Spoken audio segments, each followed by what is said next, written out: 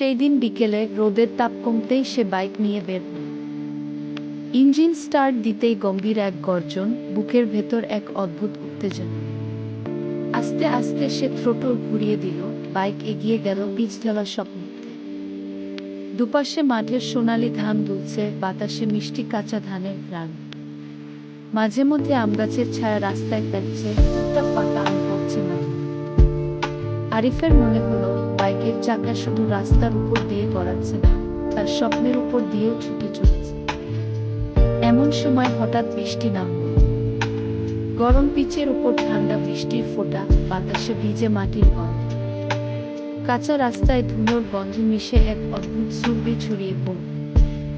কিন্তু আরিফ থামল না, সে আরো গতি বাড়িয়ে দিল। বৃষ্টির ফোঁটাগুলো তার মুখে এসে লাগছে, শার্ট ভিজে যাচ্ছে, কিন্তু মনের আনন্দ বহুগুণ বেড়ে গেল। একসময় সে পৌঁছালো গ্রামের পাশের নীলতারা ব্রিজে।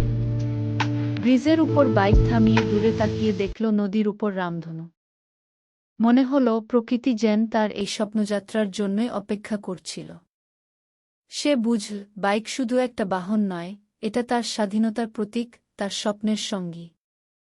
সেই মুহূর্তে বৃষ্টি ভেজা বাতাসে দাঁড়িয়ে সে মনে মনে বলল, এই পথ, এই বাতাস, এই রোমাঞ্চ, এটাই জীবন।